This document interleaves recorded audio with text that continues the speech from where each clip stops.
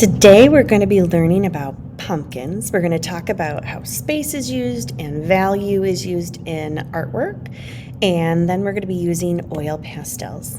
So as we get ready, let's talk about how to use heavy pressure, light pressure, what we see when we look at a pumpkin and the lines, and how to take something from a 3D form into a 2D form.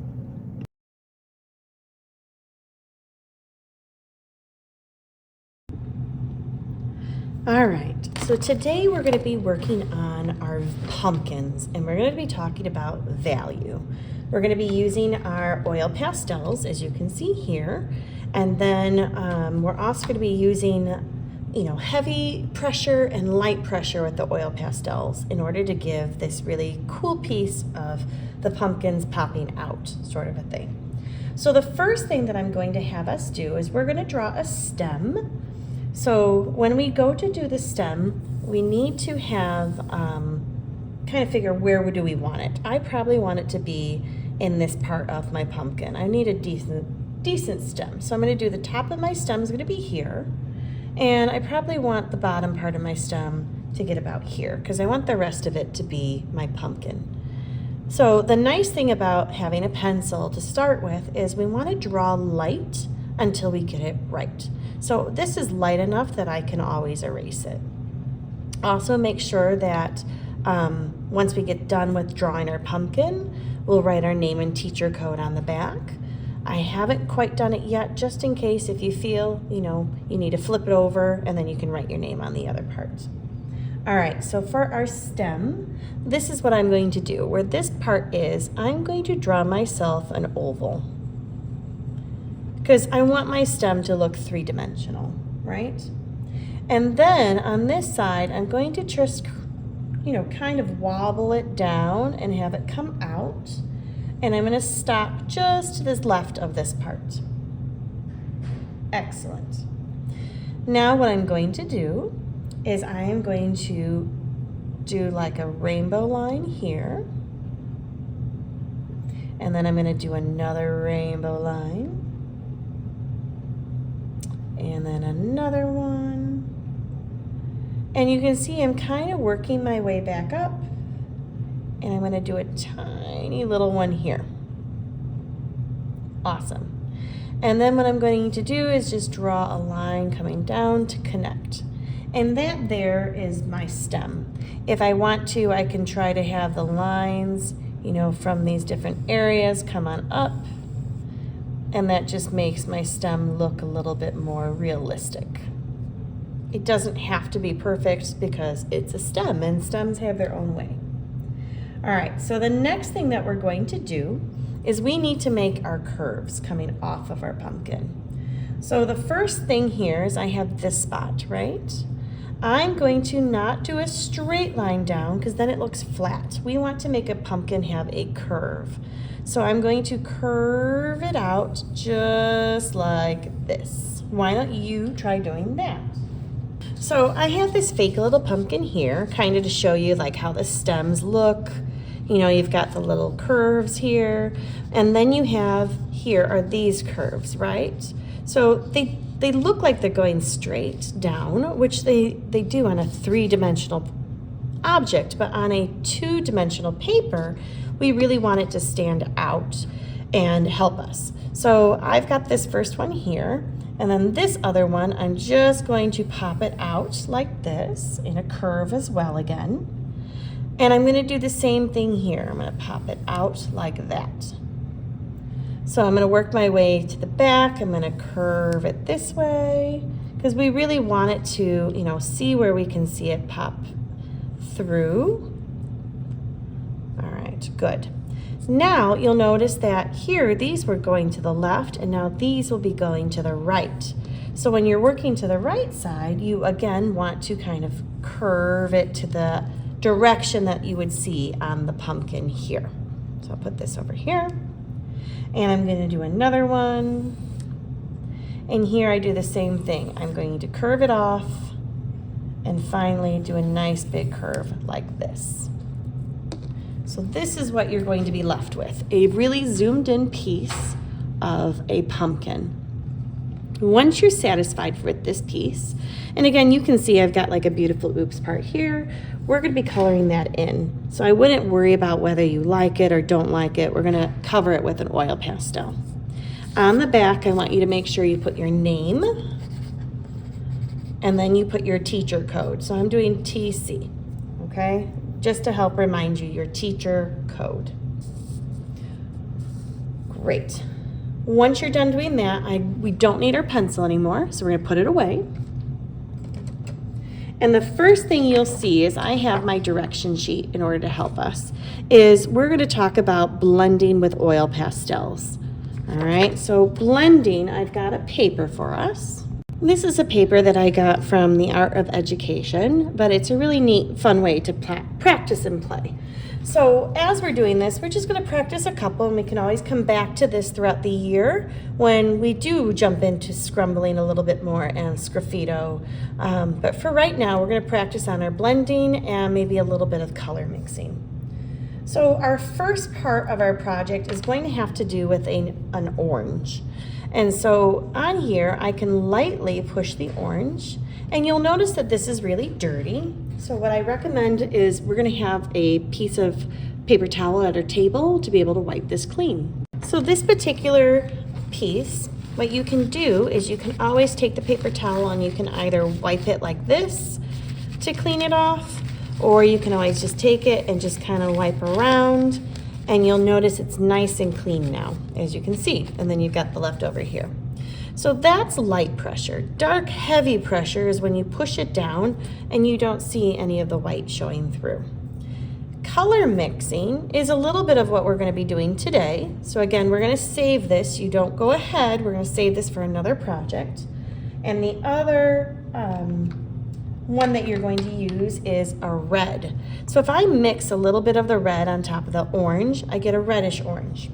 You can also put the orange back on top of the red and it blends.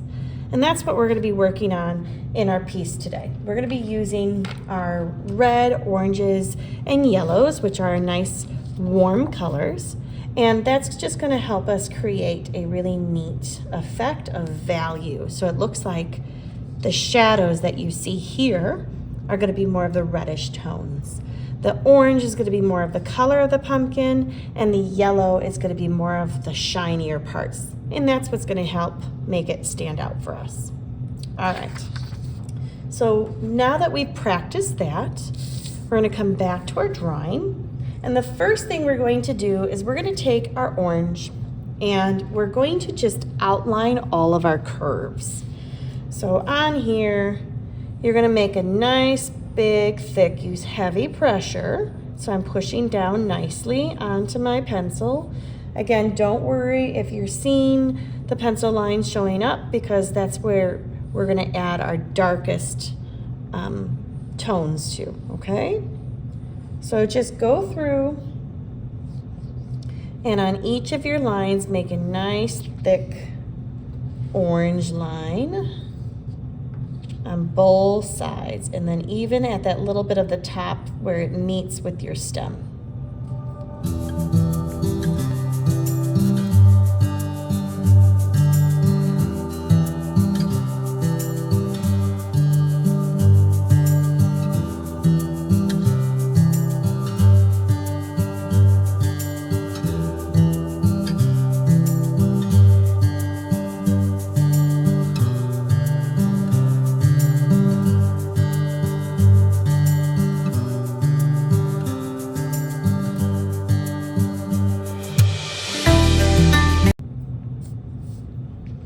If you find at the end that you've got some of these pieces, you could just kind of shake it off, and that way you're not making too many marks, because your fingers are going to get nice and dirty. The second thing that we're going to do is we're going to need to use the yellow. And what we're doing with the yellow is we really want to color it in, but we're going to leave some white space. The white is going to be the shinier part. We can add a little bit of white in it after. Clean the yellow if you find that it's really dirty, but we're blending it with the orange anyways. So as you're doing this, you can always rotate your paper Try to keep your hands off of certain areas so you're not leaving finger marks everywhere. And use that heavy pressure that we practiced where you're pushing hard onto the orange. So here I'm just following the same curve. You're not going to turn it and go left and right. You're following the curve just like we've practiced with contour lines in the past. And I'm just bringing it down like this. And then you're going to leave this white space. So just like that. Okay? If you find that you didn't make these nice and thick, well, you can always go back and you can actually make it thicker, where you can just have the orange just a little bit thicker, and that way it's not as much yellow. But I do recommend sometimes it's just easier to go ahead and add in the yellow, and then you can always readjust it later. So continue going. If you find that you can't trust yourself, that you're just making it too messy, take your paper, and you can always have your hand holding it this way so you're not putting your finger marks all over. This is another skill or trick in order to keep your paper nice and clean and work on your project as such. So why don't you go ahead, add in those yellow pieces, and then leave that white. Use heavy pressure to blend in everything. And I'll be around to help check on your work before we move to the next step.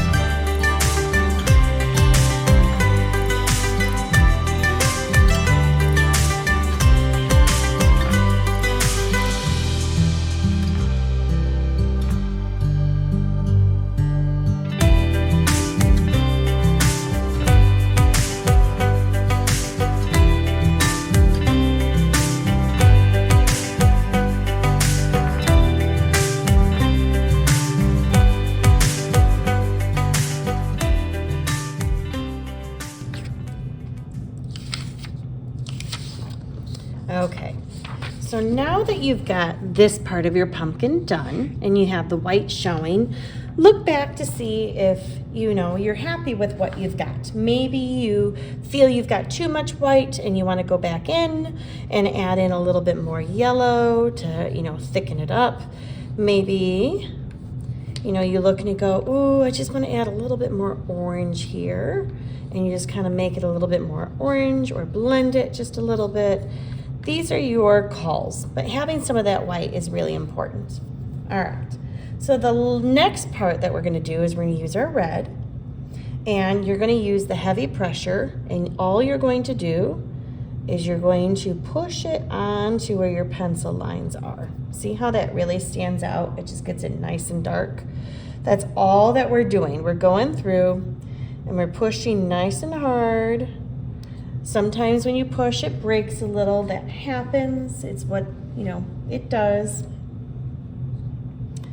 And I'm just doing that on each of these pieces.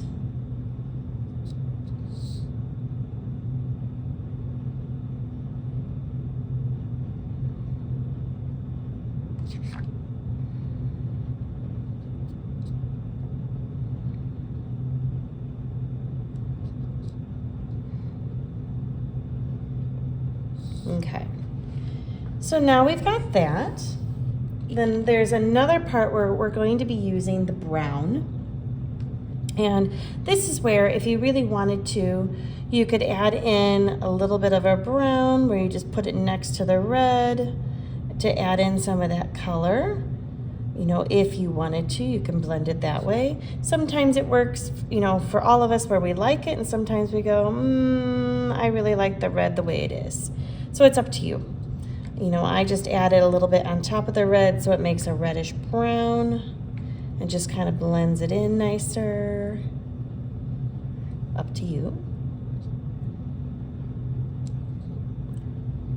You'll notice as you're going more, it gets a lot more slippier, which is very, fun.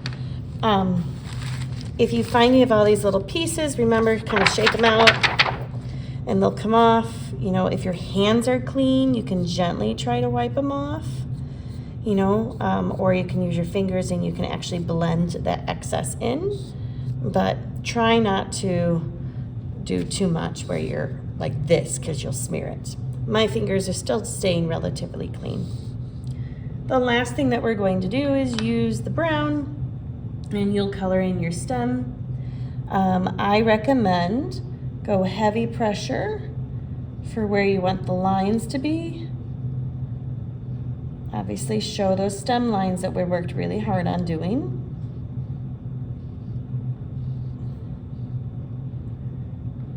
And then you just go in with a light, because we want to have some texture on this stem, a light coloring.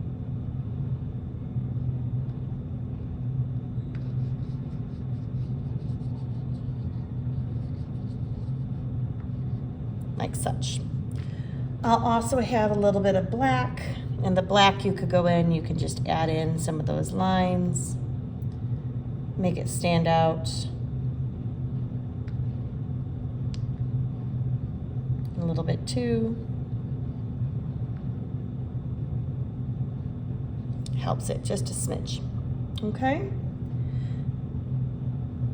I've also had some friends, this is up to you too, who decided they just wanted to have like a couple of their lines stand out a little bit more, and they just add in the black on top of that red and brown that they put. And these are what we call the layers. So it's up to you. My trick is I usually squint my eyes and I look and I go, do I like it? Do I not like it? And I just want to show you each of the ways you can make that decision on your own.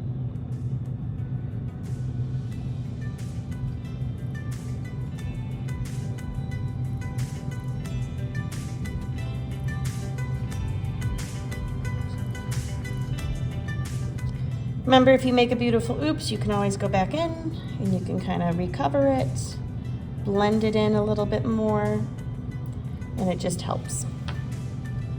I also have the option, if you wanted to, you can add in a curlicue of a vine off of your piece. I've got that green, I think these are the same. And you can always make it a little bit darker if you wanted to, and just add the highlight of it where you give it a little bit of a shadow and add the brown to the green, and it just makes it stand out a little more three-dimensional. And there you have it, your beautiful pumpkin. Once you're done with your project, the next thing I want you to do is put your project in your folder. You're going to throw out this piece. You no longer need this. And then you go to the sink, and what you'll do is you're going to get a sponge. Remember, we add the water to it, squeeze all the water out in the sink, and then now it's left like this where I can squeeze it and there really isn't any water. But this is the most important part, where it's not going to soak my table, but I'm able to clean my table really nicely using the sponge. Takes a little bit of effort to go through it, but you're going to clean your entire area. Flip the sponge over if you need.